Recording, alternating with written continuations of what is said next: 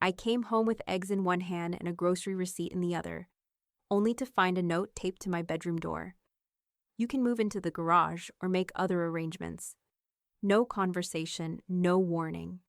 Just a crooked scrap of legal pad paper, signed in silence by the people I helped buy this house. My son didn't defend me. His wife didn't even look me in the eye. After nearly a year of paying bills, watching their child, folding myself into the edges of their life, I was told to shrink even smaller, so I did what they never expected. I left. And I made sure they'd regret it. All right, before we dive into this crazy story, do me a favor, subscribe and tell us where you're watching from. May Henderson stood in the entryway of her son's home, still holding the soft plastic handles from her H-E-B run. A dozen eggs tilting slightly in their carton, and a sleeve of strawberries slowly bleeding into the brown paper.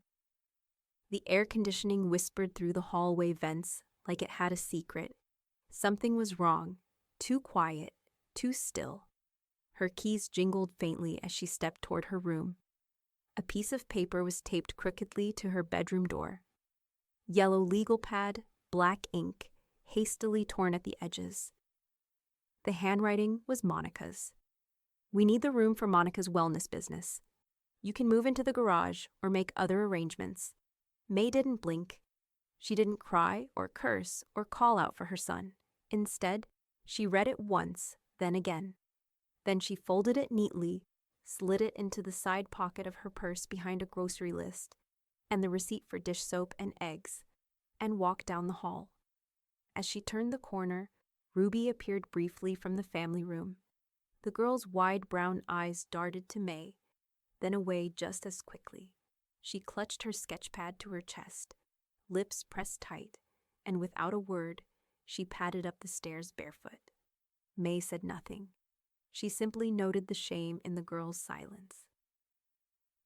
It said more than any apology could. Monica appeared next, walking briskly from the kitchen in her lemon-colored yoga wrap and flawless French manicure. "It's not personal," she said, with the kind of practiced warmth that always felt a degree too forced. "We just need the space. You know how cramped things have been." May gave a small, measured nod. "Of course," she said. No tremble in her voice, no crack in her composure, just the quiet dignity of someone who'd been underestimated one too many times. She carried the groceries into the kitchen, unpacked them methodically. Eggs in the fridge, strawberries rinsed, cereal in the pantry. Her movements were steady, deliberate. No one joined her. The house had already moved on. Later that evening, May sat on the edge of the twin bed she had occupied for just under 11 months. A framed photo of her late husband stared back at her from the dresser. She reached over, tapped the glass once with her fingertip, and then lifted the photo into her bag. One sweater, 2 cardigans, the maroon handbag she'd carried to church for 30 years. She packed only what mattered, not because she lacked anything, but because she understood what things were worth keeping. Outside the window, lawn sprinklers hissed rhythmically across the cul-de-sac. The sun dipped low behind the trees, painting golden stripes across the wooden floor. May zipped her suitcase shut, gave the room a final glance, and then exhaled, soft and steady. Downstairs, Monica was already arranging throw pillows in the living room and lighting a lavender candle. "We'll get so much more use out of that space," she murmured, to no one in particular. May didn't offer a goodbye. She wheeled her suitcase out the front door and closed it gently behind her, careful not to let it slam. The porch light clicked on automatically, casting a pale ring of light over the walkway. She walked slowly toward the end of the street, where her friend Etta lived in a cozy, flower-trimmed mobile home nestled beside a row of well-kept trailers. When she arrived, May didn't knock right away. Instead, she sat on the porch swing, pulled out her phone, and stared at the screen for a long moment. She had deleted most of her contacts when she moved in with Caleb, said she wanted a fresh start, but one number remained at the bottom of her starred list. She tapped it.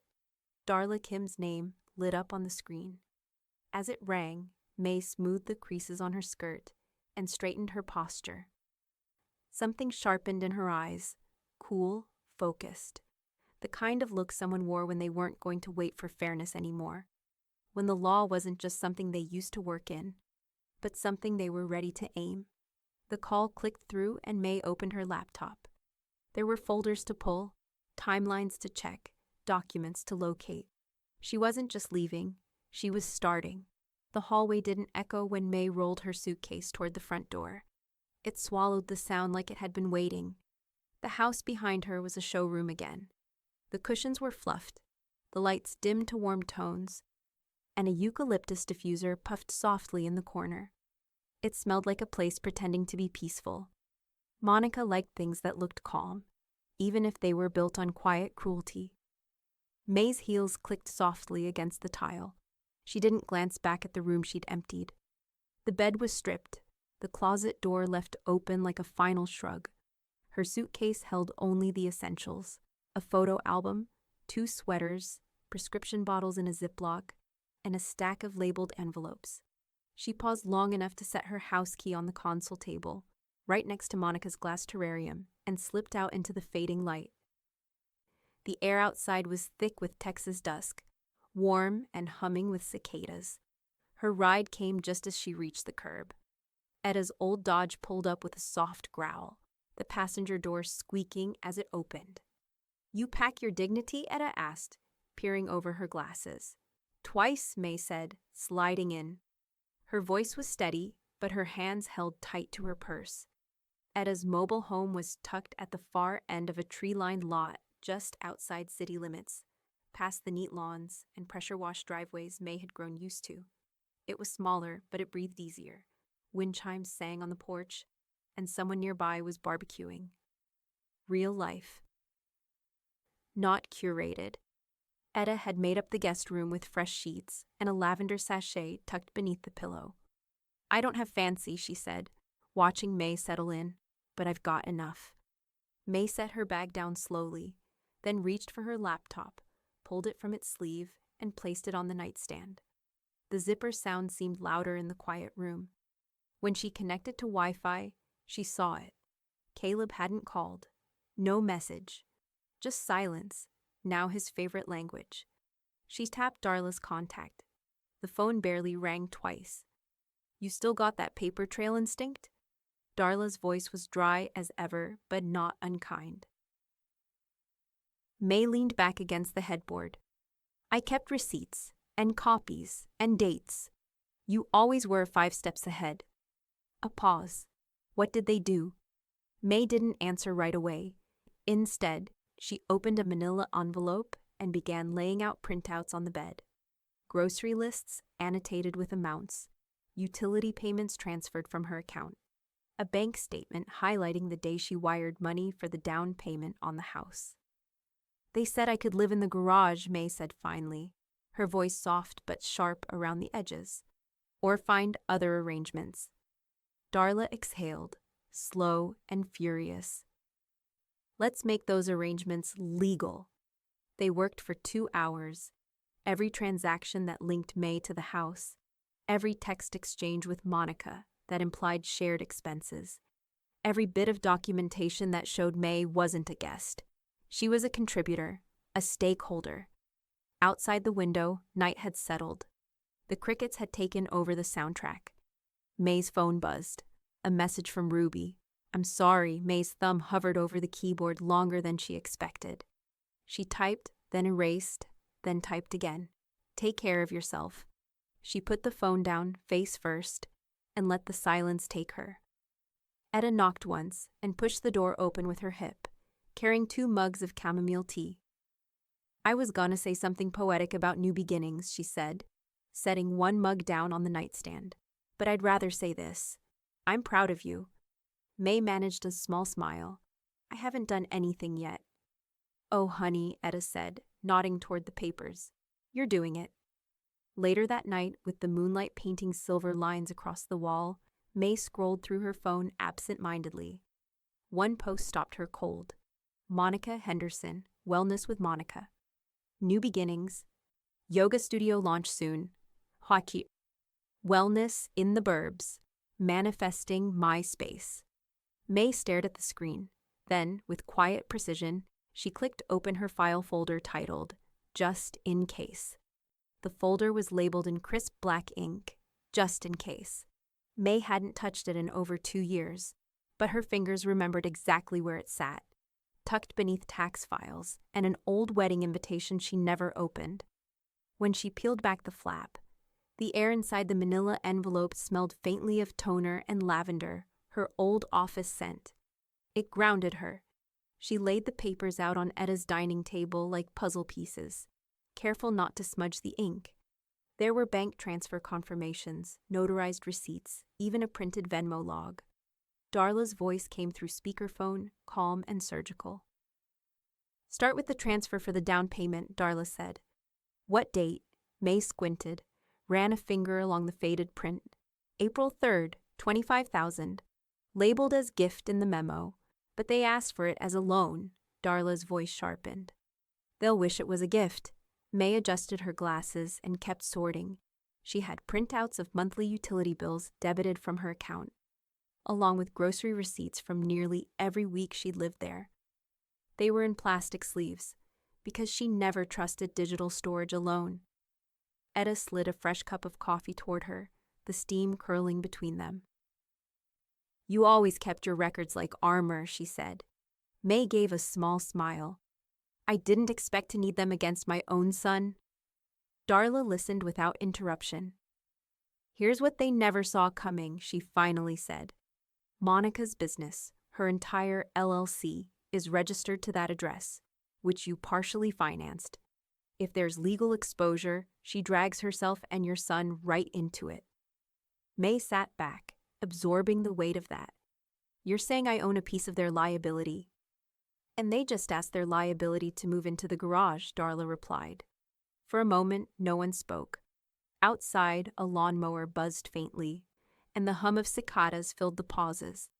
The neighborhood felt lived in, not staged. Honest. May reached for her checkbook, not to write, but to verify. "They cashed a check I wrote for roof repairs last fall," she said, holding it up to the light. $7,000. Monica said they'd pay me back when her wellness brand took off."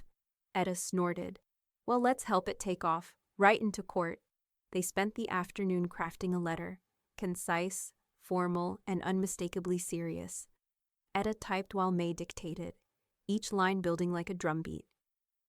"Dear Caleb and Monica, this letter constitutes a formal demand for the return of funds totaling $42,718.60 contributed by May Henderson toward the purchase, maintenance, and operational expenses of your property, located at 3117 Cantera Ridge Drive."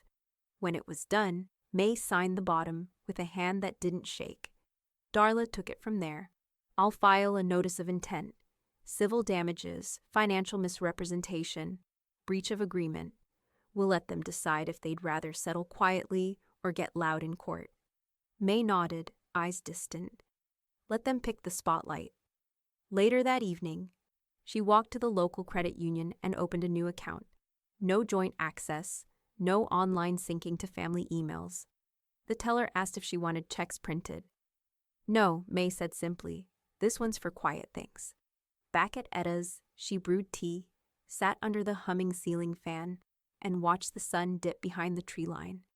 There was a strange calm building inside her, not bitterness, but something stronger. The quiet precision of a woman who had been underestimated too long and now had all the receipts. Just before midnight, she got the notification. Certified mail delivered. Formal demand for restitution. Emperor Henderson, signed by Monica Henderson.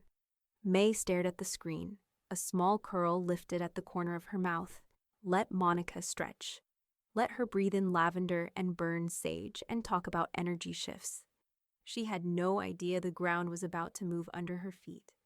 The garage was painted a soft beige, with white string lights zigzagged across the ceiling like it was Christmas year-round. Monica had rolled out yoga mats, set up a diffuser by the water heater, and ordered business cards that read Monica Henderson, CWC, Certified Wellness Coach. But there was one thing she hadn't done. She hadn't read the HOA bylaws. At Etta's kitchen table, May sat sipping her morning tea, a file folder open in front of her. Darla's voice filtered through the laptop speaker, matter-of-fact and ice-cold. It's a residential use-only community.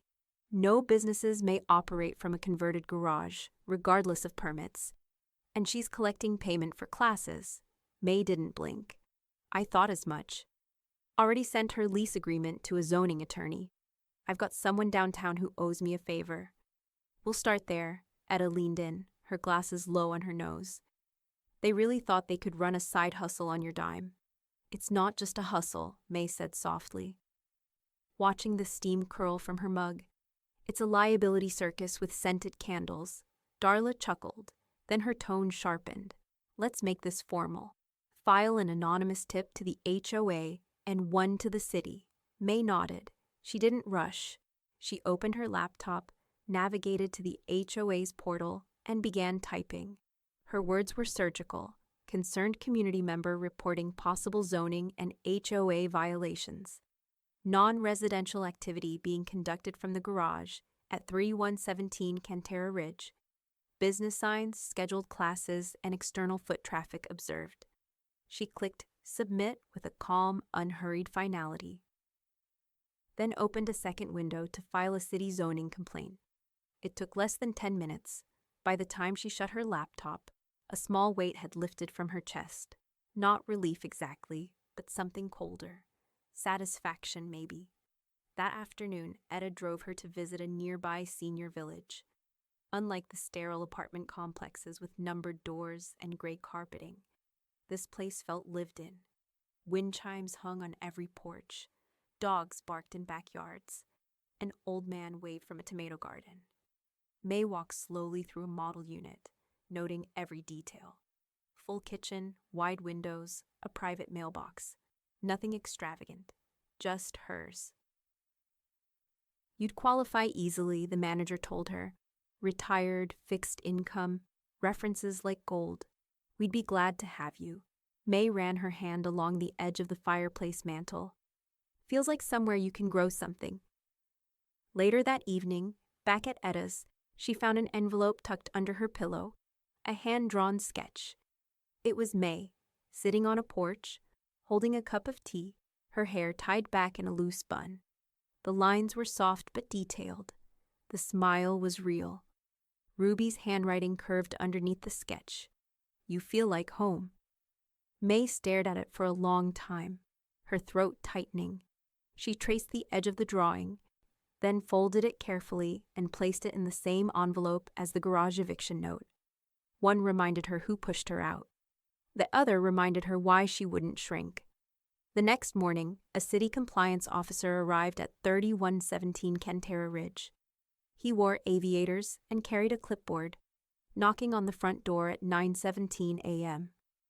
Monica opened it, barefoot and in leggings, the smell of lemongrass seeping from behind her. Neighbors peeked from behind curtains. By noon, the neighborhood group chat buzzed. Laura P., HOA board. Does anyone know what's going on at the Henderson place? Ben H. Heard they're using the garage for a business. Isn't that against our bylaws? Laura P. Yes. I'm calling her today. At Etta's, May refreshed the HOA site once more. A new update blinked red. Zoning violation notice pending review. She poured herself another cup of coffee, her hand steady, and stared out the window at the rose bush blooming beside the steps. Then her phone buzzed with a voicemail transcription. Laura P., HOA board president. Monica, hi. We need to talk about your garage. May sat at Etta's kitchen table, a copy of the deed spread open between her and Darla, who had driven over in a navy blue blazer and a sharp expression that didn't soften once. The words were clear, black ink on county letterhead, stamped, dated, and filed with Travis County records. Grantee, Caleb Henderson and May Henderson. Joint tenancy with rights of survivorship. Darla tapped the page with her pen. They've been acting like you're a guest. You're not. You're on the deed. Legally. May didn't smile. She didn't gloat. But something in her posture shifted. shoulders straighter, chin lifted.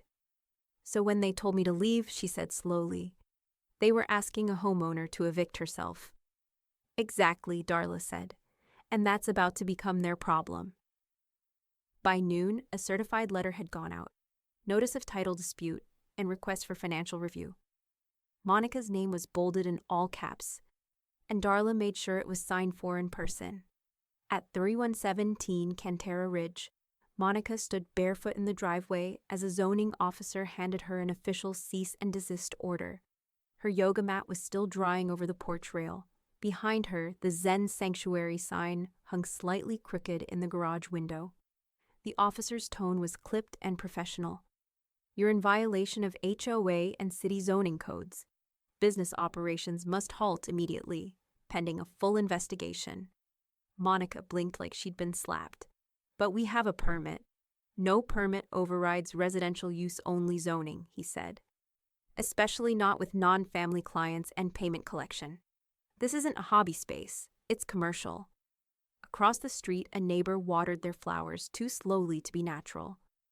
Two others stood by a mailbox, openly watching. Monica's face darkened. She tried to wave it off, laugh, apologize. We just started. My mother-in-law left us in a tight spot, and the officer didn't flinch. I suggest you consult a lawyer, quickly. Inside, Caleb closed his laptop slowly. What's going on? He asked, stepping out. Monica turned to him, her voice low and cracking. She's doing this. Who? Your mother. Caleb hesitated. You said she didn't own anything. She does, Caleb. She's on the deed. I checked. Why didn't you tell me that? His silence was her answer. At Etta's, May received a knock on the door.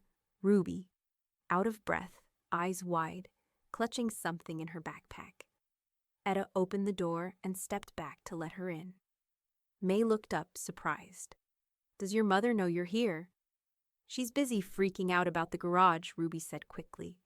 She unzipped her bag and pulled out the yellow slip of paper, the note, the one that had been taped to May's door. I found it in the trash, Ruby said. I thought you'd want it. For whatever this is.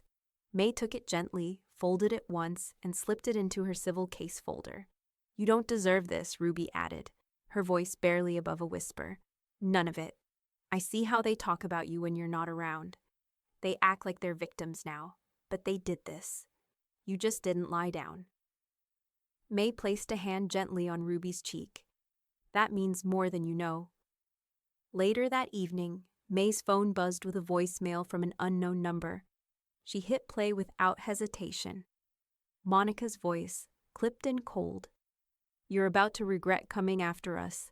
I swear, May. If you think you can tear down our life over a room, you're dead wrong. Keep pushing, and you'll see exactly what we're capable of. May didn't replay it. She didn't need to. Monica's voice, sharpened with entitlement and threat, was already etched into her memory, tight, defensive, and just desperate enough to be dangerous. She reached for her reading glasses, slid them on, and tapped the screen twice. Forward to Darla Kim. A second tap. Then she added a short message. Documented. Possible retaliation. Within minutes, Darla responded with a single word. Filed. May turned her chair slightly, looking out the window. The morning sun filtered through the blinds in quiet golden bands. Somewhere nearby, a lawnmower buzzed in the distance, but it felt far off, muffled under the weight of what had just shifted. Etta entered with a steaming mug and the Austin American-Statesman folded under her arm. You're quiet, she said gently. May didn't turn away from the window. She left a voicemail, threatening me. Etta set the mug down carefully.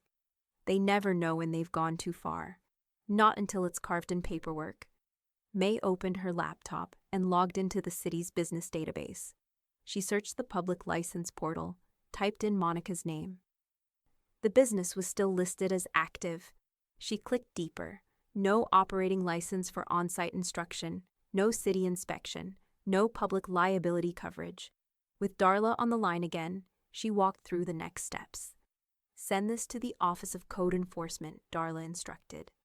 She's holding classes, accepting payments, and operating out of an unlicensed residential structure. That's at least 2 violations. May filled out the form calmly. Her handwriting, even on a screen, was practiced and elegant.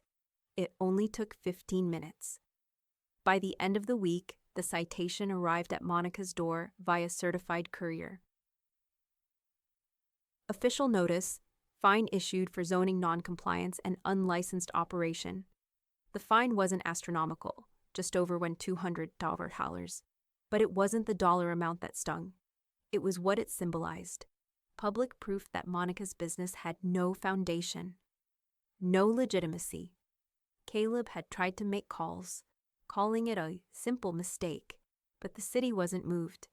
May had made sure of that. The HOA followed closely behind.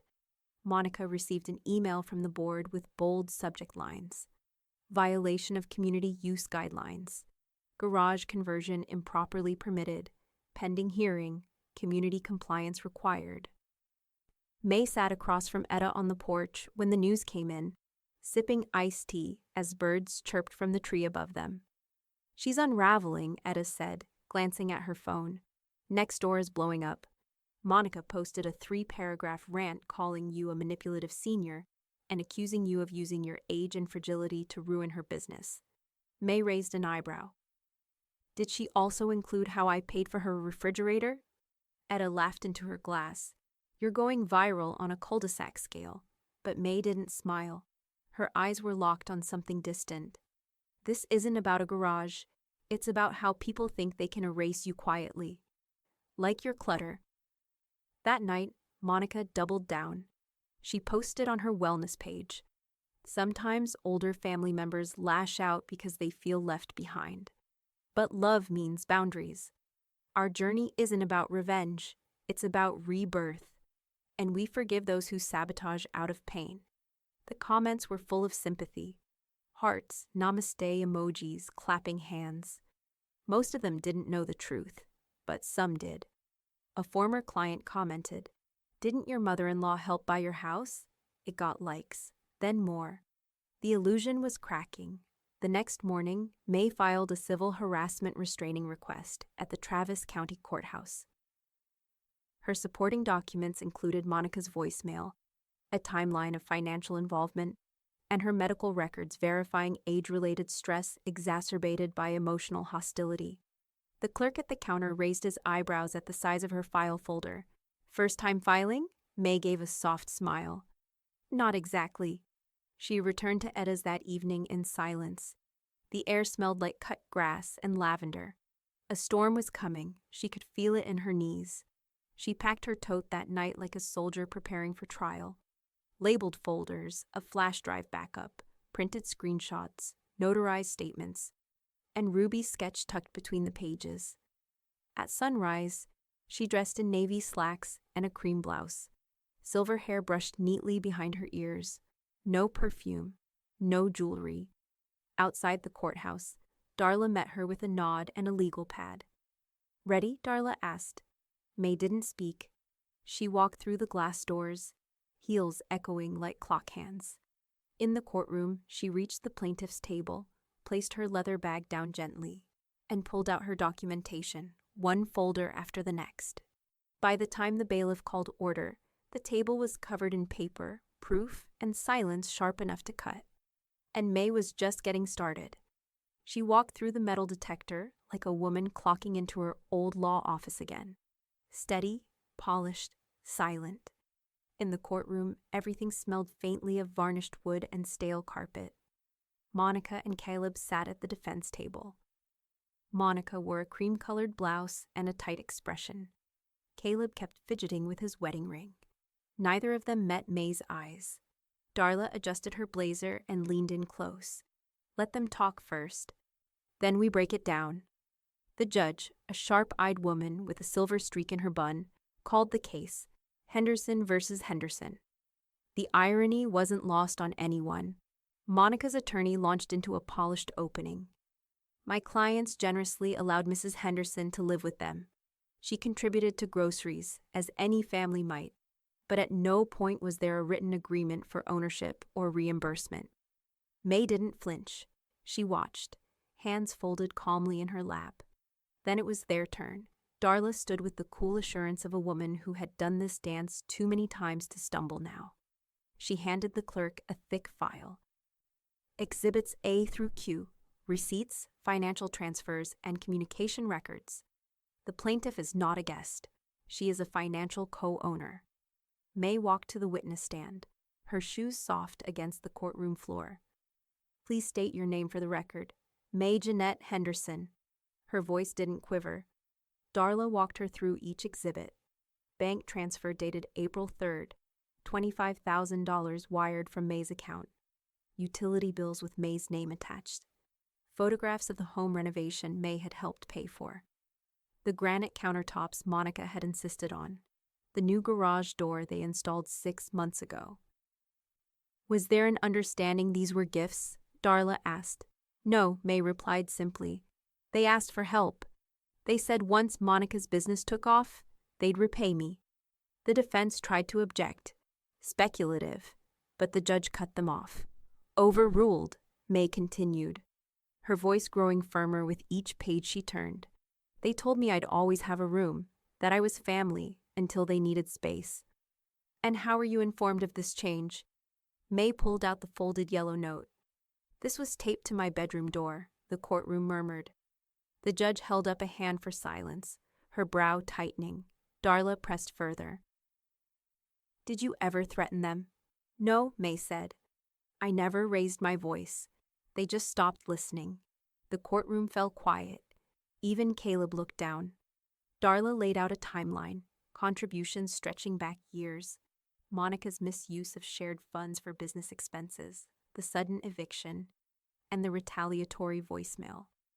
The judge reviewed the evidence carefully, her expression unreadable.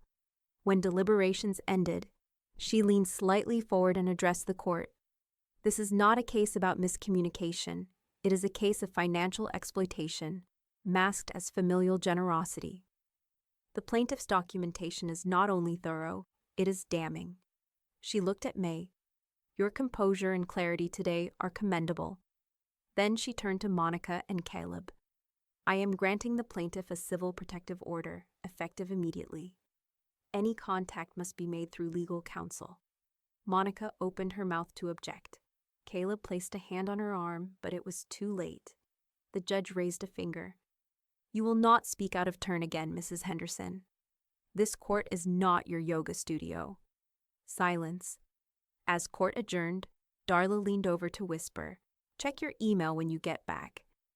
I had a paralegal run Monica's LLC accounts through early processing. May nodded once. Later that afternoon, back at Etta's, her inbox pinged. Subject: Account action required body. Monica Wellness, LLC. Business account frozen pending civil review. May exhaled, slow and deep. The silence she'd been handed weeks ago had finally spoken back. Regret doesn't always arrive like thunder. Sometimes it seeps in through cracks, quiet, cold, and impossible to sweep away. Monica opened her business email to find a flag she didn't recognize. Urgent. Account irregularities. Financial audit in progress. She blinked at the subject line, reread it, then clicked. Inside was a letter from the Office of Small Business Oversight, triggered by a formal complaint and documentation submitted through the Civil Division. The review had begun. Every dollar she'd moved between her wellness expenses and personal indulgences, mani-pedis, streaming subscriptions, a new patio set, was now under scrutiny. That morning, May stood barefoot on the porch of her new place, coffee in hand, sunlight brushing her face. Her hair was up, her slacks neatly pressed. The air smelled like hydrangeas and cedar mulch. Someone 2 doors down was watering plants. A wind chime clinked gently nearby. Inside, Etta was hanging curtains, sage green with delicate embroidery. You sure you don't want blinds? She asked, stepping back to examine the fall. I want softness, May replied. No more hiding, just peace. They'd spent the past week painting, moving in small boxes, placing memories like stepping stones. On the windowsill sat Ruby's sketch, framed in a dollar store wood frame, but proud as crystal. On the wall, a simple plaque May had ordered online. No guests by force. Etta grinned as she read it again. Subtle, May smiled. Let them read between the lines. Later that day, a message lit up May's phone. A photo from Ruby, the garage, empty. Cleaned out, stripped of lights, mats, candles, and pretense. Its concrete floor looked gray and lifeless again, like it was waiting to forget the things it had been forced to hold. Beneath the image, Ruby wrote only one word. Echoes. May stared at it for a long time before responding. Keep that journal close. You're not imagining things. Ruby replied with a heart. Meanwhile, across town, Monica received an official letter from the HOA. Revocation of permission to operate home business, effective immediately. Attached were the complaints, the zoning violations, and the time-stamped inspection results. She read it 3 times before slamming it down on the countertop. Her hands trembled as she opened her phone, scrolling desperately through her contacts. Her mother's name flashed at the top of the screen. She didn't press it, not yet. In her fury, she didn't notice Caleb standing silently in the doorway, phone in hand. She filed a lien, he said flatly. Monica turned. Who? He held up his screen. Darla, on behalf of May, $42,000. If we don't pay, it attaches to the title. That can't happen. It already did. Monica's chest rose and fell, faster now. We're not paying her a dime. Caleb didn't answer. He hadn't answered a lot lately. Back at May's new place, a voicemail came through. Caleb's name. She stared at it until it stopped ringing. No message. Then it rang again. She let it go. I'm not sure what he wants anymore, she said to Etta, who was unpacking books in the corner. Etta didn't look up. People like Caleb don't want resolution. They want silence. May walked over and helped shelve a copy of To Kill a Mockingbird. Well, she said softly, they'll get silence, just not the kind they're used to. That evening, Darla called with an update. Got word from Monica's side. Her parents were considering investing in the wellness studio. 25 grand. May leaned against the windowsill. Were? Yep, Darla said, almost with a grin in her voice. They just pulled out. Said it was no longer aligned with their vision. Translation? They saw the legal fire and ran. May didn't laugh, but she did allow herself one small exhale, the kind that clears space inside the chest. Regret had started, not loud, but deeply, and exactly where it needed to. The courtroom was quiet when the ruling came down, too quiet for how much was about to unravel. May didn't move, didn't shift in her chair. Her fingers remained folded on her lap, calm as a prayer. The judge, stern-eyed and unflinching, read from the final judgment. This court recognizes Mrs. May Henderson as a financial contributor and legal stakeholder. The court orders restitution in the amount of $42,718.67 to be paid by the defendants within 60 days. Failure to comply will result in lien enforcement and potential forced sale of the property. No one gasped, but you could feel the shock settle into Monica's posture like a second spine. Her perfectly painted nails clenched against the table's edge. Caleb, meanwhile, looked like he'd just swallowed a nail. Darla didn't gloat. She simply leaned over and whispered, "We got it."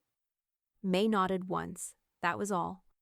Outside, the courthouse steps baked under a relentless Austin sun. As people cleared out, Darla slipped off her heels and held them in one hand. They're going to have to refinance if they want to keep that house, she said, rubbing one foot. And with their credit history and the audit still open, good luck. They'll try, May replied, slipping on her sunglasses. They don't know how not to. And they did try. Within the week, Monica and Caleb met with 3 lenders. Each one reviewed the documents and flagged the legal mess wrapped around the property, pending liens, zoning infractions, audit alerts. All 3 said the same thing: denied. By the end of the month, a for sale by owner sign went up in front of 3117 Cantera Ridge. The online listing carefully avoided words like dispute or lien, but the neighborhood already knew. Rumors filled the group chat faster than they could clean the kitchen. Laura P., HOA president. Just a reminder to check zoning codes before starting any home business. Also, consider treating your elders with some damn respect. Across town, May stood in her new garden. Trimming a modest rosemary bush Etta had helped her plant. The sun touched her shoulders warmly. She wore a wide-brimmed hat and a faded denim shirt with pearl snaps. Nearby, wind chimes sang in the breeze like little bells of justice. Ruby had visited the day before, bringing banana muffins and an update. "They're losing it," she'd said quietly, sitting on the porch swing. "They blame each other. He says she went too far. She says he should have handled you better." Ruby bit into her muffin, chewing slowly. Neither of them said sorry. May had smiled gently, sipping her tea. Of course they didn't. Sorry would require reflection. Now, with the sale of the house looming, May received a letter from a real estate attorney, one of those half-hearted peace offerings disguised as an opportunity. Given your legal claim and awarded restitution, you have the right of first refusal on the property, should you wish to repurchase partial interest at a discounted rate. May folded the letter neatly, placed it into her unnecessary things folder, and closed it without a second thought. She had already built her peace. She wasn't buying back her silence. Instead, she called Darla. "I'd like to transfer part of the restitution to the Horizon Trust," she said. "The one for senior women's housing." "You sure?" Darla asked. "It's your win," May smiled. "It still is. I just want someone else to sleep with their door locked because they choose to, not because someone stuck them in a garage." The check was sent that same day, anonymously. 3 days later, May found a small envelope tucked inside her mailbox. No stamp. Just her name, written in bubble letters. Inside was a folded note on lined paper, torn from a spiral notebook. The handwriting was unmistakably Ruby's. "Dear Grandma, they keep saying you're stubborn, but I think you're just strong. You made your own space when they gave you none. I want to live like that one day. I don't mean in a garden or a little house, I mean in truth. Love, Ruby." May pressed the letter to her chest. The wind picked up around her. Lifting the edges of the note like it, too, was proud. Let the house go. Let the curtains and countertops and empty garage follow it. She had the only deed that mattered now, written in a granddaughter's hand. It started with 2 folding chairs and a pot of tea. May set them up beneath the pergola outside her unit. Mismatched mugs, a lemon bundt cake sliced on a chipped porcelain plate, and a small printed sign taped to the patio post. "Know your rights, for women, widows, and anyone who's been cornered." She wasn't expecting a crowd. She expected quiet curiosity, maybe a few neighbors who'd been watching from their porches, wondering what kind of woman walked away from a home she helped pay for, and didn't come back begging. But 5 women came the first afternoon, 2 more the next week. They brought notebooks, old paperwork, and stories they hadn't said out loud in years. One had been quietly paying rent in her own daughter's guest house without a lease. Another had co-signed a mortgage for a nephew who hadn't spoken to her since. And one, soft-spoken and sharp-eyed, whispered, "I didn't even know I was allowed to say no." May didn't offer fire and brimstone advice. She offered folders, checklists, and the quiet power of documentation. She handed out copies of free legal aid directories, helped highlight clauses in confusing property agreements, and gave them something far rarer than advice: language. "You're not a burden," she told them.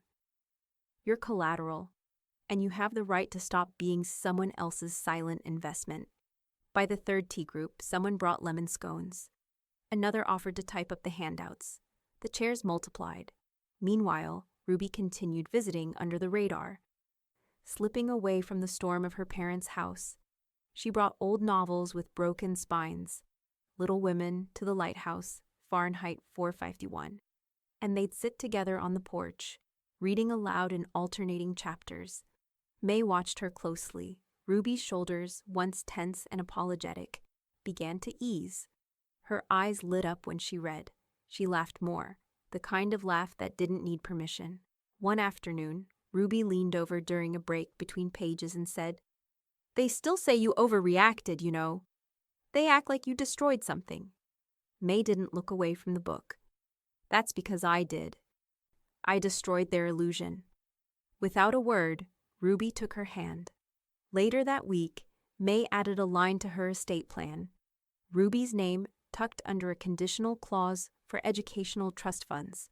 Not a full inheritance, not a reward, but a stepping stone.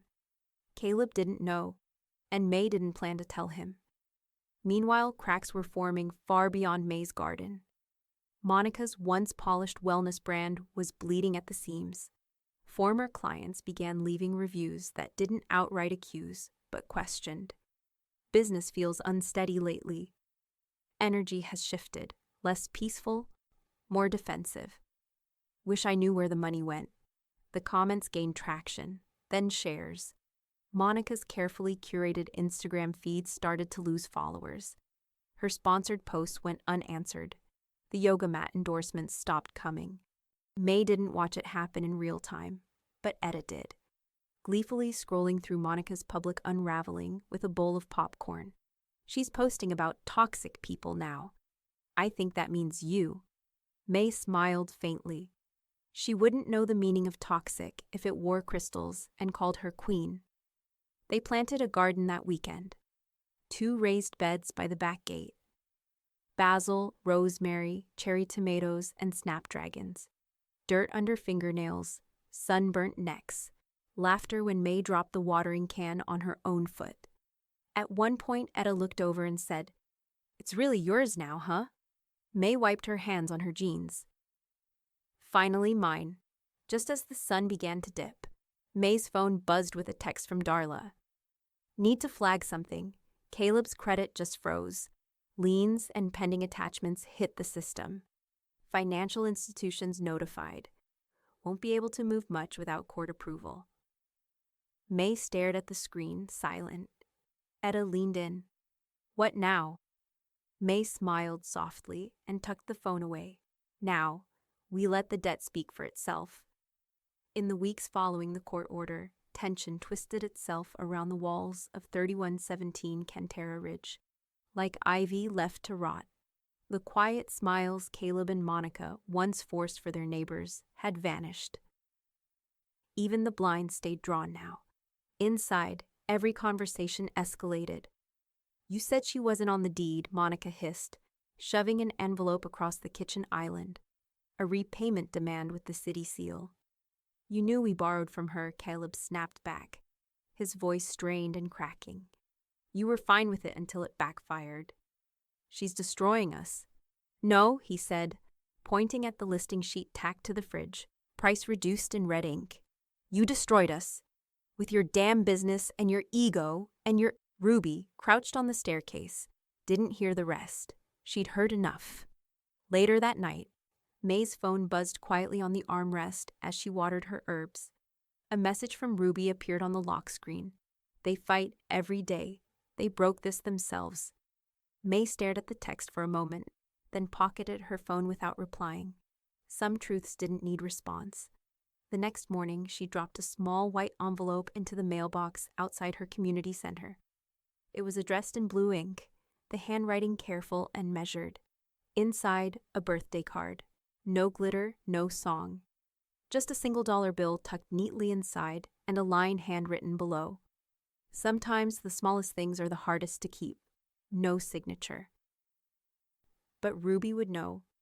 That afternoon, over tea with Darla, May sipped slowly and stared out the window. "She's a good girl," she said, more to herself than anyone else. Darla didn't ask who. She already knew. May set her cup down. "I'm not rescuing anyone. Not again. But I'm not forgetting her either." Later that evening, May opened her living trust folder and slid in a freshly signed amendment to her will. Ruby's name was there, not as an heir, but as a conditional educational beneficiary. The language was exact. Funds could be released only for post-secondary education or trade certification. Any attempt to access them through guardians or custodians was legally barred. It was protection, not just for Ruby's future, but for May's peace. 2 days later, Monica tried calling Etta. May's old friend answered on the second ring, saw the name, and said flatly, "You're calling the wrong person." Monica's voice trembled at the edges. "I just wanted to..." Click, the call went dead. Etta didn't mention it to May. She didn't need to. Some bridges weren't worth naming once they'd been turned to ash. That weekend, May attended a community potluck with Etta. Brisket, coleslaw, sun tea, and sweet potato pie. Children ran through the grass. Laughter threaded the air like wind through chimes. Someone had brought a Bluetooth speaker and played Sam Cooke on loop. For the first time in a long while, May danced, not for anyone else, and not like the woman who once kept her movements small and polite to avoid judgment, but slow, in rhythm, her fingers brushing the air like she remembered how to own space. Her phone was on silent. She didn't check it once. Meanwhile, across town, Monica returned from a tense meeting with a temp staffing agency to find a thick envelope in the mail. Legal seal. Court stamped. She ripped it open on the porch. Inside was a notice of garnishment. Her wages would now be withheld to begin repayment of the civil judgment May had won. She sank onto the stoop, hands trembling, eyes wide. Her wellness brand was gone. Her credit was ruined. The house was still on the market, with no bites. And the woman she thought she could outmaneuver from a garage was now living freely, planting herbs and dancing under Texas skies. Inside the envelope was a list of financial deductions. At the bottom, recipient of funds, May J. Henderson. The comfort didn't arrive all at once. It settled in slowly, through laughter that rang without hesitation, through quiet mornings steeped in routine, and through the realization that she no longer had to explain her presence to anyone. May sat in the sunroom of the community center, a bingo card in her lap, and a soft breeze drifting through the screened windows. Around her, neighbors called out numbers with mock drama and exaggerated cheers. Someone brought fresh-baked zucchini bread. Someone else brewed a pot of cinnamon tea that filled the room with warmth and spice. May sipped her cup slowly, letting it all settle. This was a different kind of noise than the one she left behind. Gentler, earned. Back at her unit, she opened the door to find a brown paper-wrapped parcel on her doorstep. Inside, a second-hand watering can from Etta, painted pale blue with chipped sides and a sticky note that read, "Start something green." May used it that afternoon. Basil, lavender, snapdragons. A small garden carved out of the lawn space she'd requested from the management team. A space no one could shrink her into. By the end of the week, her place smelled like lemon soap and rosemary, a far cry from the scent of garage cement and essential oil blends that never masked tension. Ruby visited under the radar, as always. She showed up just before dusk, slipping through the side gate, hood up, shoes off to avoid making noise. May didn't ask questions, just handed her a glass of lemonade and sat with her on the porch swing, watching the world go gold and slow. "I like it here," Ruby whispered. "It feels good. Real." May looked at her closely. Real things always do. She paused, then added, "Love lives in how you treat people when no one's looking." That's what builds places like this. Ruby didn't reply, but her eyes shimmered just enough to say she'd heard every word. The following morning, May received a call from Darla. "It's done," she said. "Everything finalized. Distributions complete. Court funds officially closed." May nodded. "Clean. Clean," Darla confirmed. "And Monica's business? Dissolved. State confirmed it this morning. Name's gone." May didn't smile, but her breath came easier as she looked at the little plaque Etta had just helped her install near the front step. Small brass, simple lettering, no guess by force. She read it once, then went inside and folded the final legal documents into her cabinet, right next to the folder labeled "Just in Case." The air was still when it happened, Not tense, just still. May had just finished washing her hands when she saw it, a shadow outside her window. Not someone from the center, not Etta, not Ruby, Caleb. He stood on her porch, alone, head lowered, his hands jammed into the pockets of a worn hoodie. No car in the driveway, no Monica in sight. His shoulders looked heavier, like something in him had sunk. May didn't move at first. She watched him through the screen for a long, unblinking moment. The only sound was the low groan of the wind brushing through her herbs. He rang the bell, once, and waited. It barely echoed through the door frame, but it sank into May's bones like a memory she hadn't asked to remember. She stood motionless in the entryway, her hand resting on the edge of the screen door. The light outside was soft, late afternoon sun casting long shadows across the small porch. Through the mesh, Caleb waited, alone. His face looked different, not older, just worn, like something had been hollowed out from the inside. He held nothing, no flowers, no paperwork, no false offerings, just himself. May opened the door halfway. Caleb shifted his weight awkwardly. Hey, hey, she echoed, voice flat. Even. He looked down at the step, then back up at her. Can I come in? May didn't move. What for? His throat worked before he answered. To talk. She stepped aside, but only slightly. The screen stayed closed between them. Caleb let out a shallow breath and nodded, accepting the boundary. I didn't know it would go this far, he said. May's face didn't change. You knew it would go somewhere. He looked like he wanted to argue, but the fight had gone out of him. I thought she had it under control, he said finally. The business. The money. I figured it was temporary, that you'd adjust. May raised an eyebrow. To the garage? He flinched. It wasn't supposed to be like that. But it was. Her voice stayed low, steady. And you watched it happen. Caleb shifted again, his hand moving toward the door frame, then pulling back. I guess I didn't think you'd leave.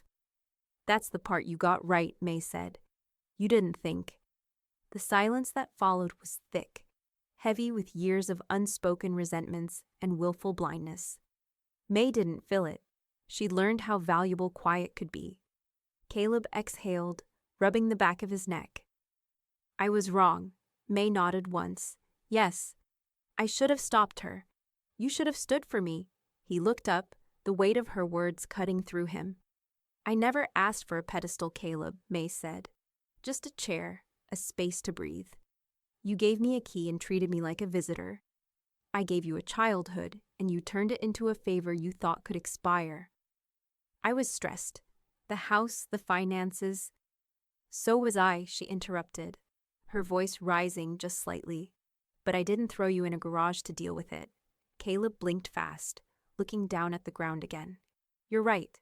Another long pause. May stepped back from the door, not to let him in, but to put distance between his words and her heart. You want forgiveness, she said quietly. I want you to know I'm sorry.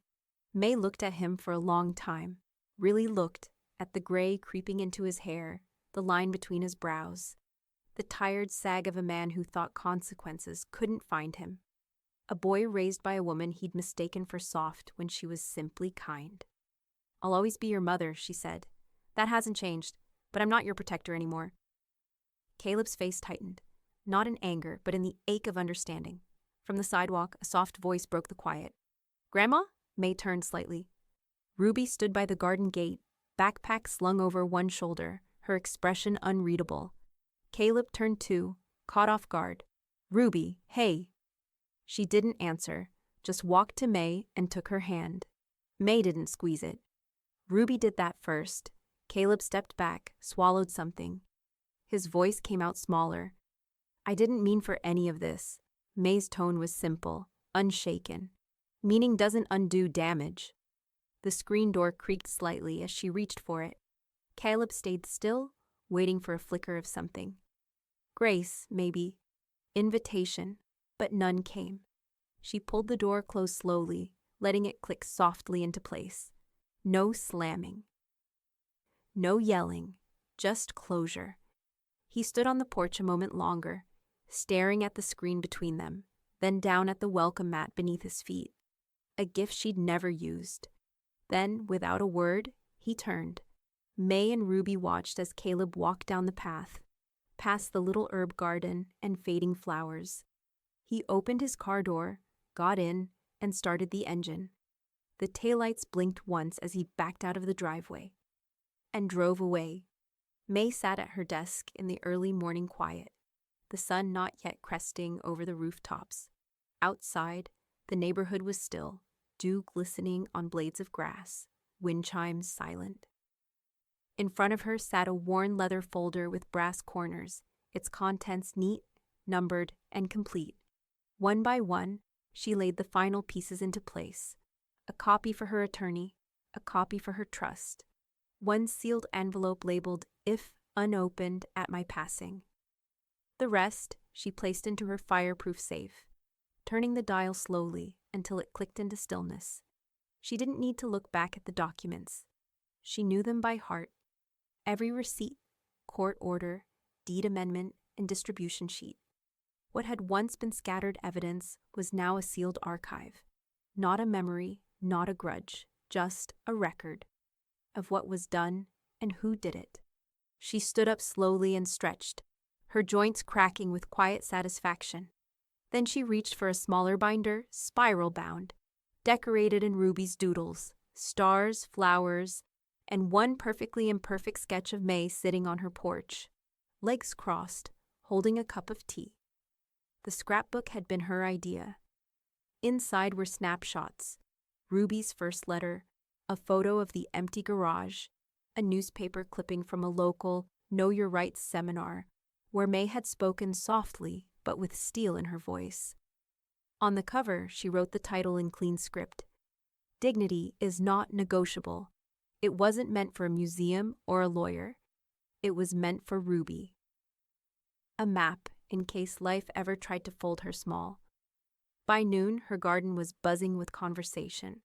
Folding tables covered in gingham cloths held mason jars filled with lemonade, iced tea, and slices of peach pie. Neighbors laughed and passed potato salad and corn muffins down long rows of chairs. A couple from Unit 12 played soft blues on a guitar and harmonica. May stood near the tomato bed, her apron dusted with flour, chatting with a woman who'd once said, "I thought I was stuck forever, until you showed me it wasn't wrong to say no." Etta raised a glass and tapped a spoon against it, quieting the backyard hum. "To May," she said. "To clear-eyed women, strong backs, good receipts, and never, ever living in garages again." Laughter rippled across the yard. May chuckled, shaking her head as the applause rolled over her. "You trying to make me cry?" she called out. "Just trying to make you honest," Etta fired back. May raised her glass, but her gaze drifted briefly to the far corner of the yard, where Ruby sat cross-legged in the grass, her journal balanced on her knees. She was writing, her pen moving quickly. Every so often she glanced up and smiled, not just at May, but through her, like she saw something the rest of the world didn't know how to look for. Later that evening, as May cleared the last paper plate from the table and wrapped leftovers in foil, Ruby handed her the journal with a fresh entry circled in red. Just one word: free. May touched the page and smiled. As dusk crept in, she lit a citronella candle on the front porch and sat back, watching the last bits of sunlight flicker across her small patch of garden. The herbs she planted rustled gently in the breeze. Every part of the home, from the kitchen to the walkway, smelled of lived-in peace. She didn't hear the mail carrier walk up, just the sound of the mailbox clicking shut. Inside, among the grocery ads and coupons, was an official envelope from the Travis County Recorder's office. The seal was unbroken. She walked inside, slid her nail under the flap, and unfolded the document. Final notice of title amendment subject property, 3117 Cantera Ridge Drive. Action: removal of May J. Henderson from deed. Status: complete. May read it once, Then again. Her name was gone, from the title, from the house, from their papered version of family. She folded the letter in half, slid it into the bottom drawer, and turned the lock. Her hand hovered for a second before she closed it. Some doors were never meant to be reopened. May walked the gravel path beside her garden, hands tucked into the deep pockets of her oatmeal-colored sweater. Dew glistened on the leaves of her basil plants, and a single marigold bloomed stubbornly through the soil she thought wouldn't take. A breeze moved through the trellises like a sigh. Her steps were slow but steady, boots pressing small imprints into the earth. She paused to pick a sprig of mint and rubbed it between her fingers. The scent rose sharp and sweet. It reminded her of clean slates and second beginnings. Inside the community center, Ruby was setting up folding chairs in a semicircle. A stack of well-loved paperbacks rested on the folding table nearby. On top sat The Fellowship of the Ring, its corners dog-eared and spine cracked in a way that made May's heart warm. "Think they'll like this one?" Ruby asked. May smiled. "If they don't, they'll learn to." She took a seat near the window and arranged her reading glasses on her nose. The book club had started as a joke. Read between the lines, Etta had called it once, sipping lemonade with a wink. But now it was real, every other Tuesday. A mix of seniors and teens reading everything from poetry to thrillers. No lectures, no formality, just story and space. Today, it was May's turn to read aloud. She cleared her throat and opened the book, her voice steady in the still room. "All that is gold does not glitter. Not all those who wander are lost." Several of the women nodded softly. Ruby looked up and mouthed the words along with her. May closed the book with care, letting the final sentence linger in the air like a spell cast gently. Later that afternoon, she checked her mailbox. Just 2 envelopes, both official. One bore the name of the court clerk. She opened it on the porch, fingers nimble despite the paper's stiffness. Final deposit notification, civil judgment, restitution complete. Account balance, 0. May folded the paper with the calm of someone who had expected the ending all along. It wasn't joy she felt, not pride either. It was something quieter, closure. She placed the letter in the filing box by her door, tucked behind the legal folders she hadn't touched since sealing them months earlier. After lunch, she walked to the nearby bus stop, with her tote and her checkbook. Her destination, a quiet office just past South Congress, next to a laundromat and a tailor shop. Inside, she waited her turn behind 2 others, then stepped up to the counter. "I'd like to make a donation," she told the woman behind the glass. Anonymously. "To which program?" "The transitional housing one. Women over 50. The woman nodded, sliding over the proper form. May filled in the amount, $12,000. She didn't hesitate. She didn't write a return address, just signed the check, tore it neatly from the book, and placed it in the envelope. Back outside, the air had warmed. The scent of cut grass mingled with car exhaust and bakery sugar from a corner cafe. May walked slowly past the shop windows and small businesses until she reached a property listing posted in the window of a real estate office. The image caught her eye, an old detached garage, single bay. Narrow driveway, listed as is. A line of sagging siding along one edge. She stood there for a moment, studying it.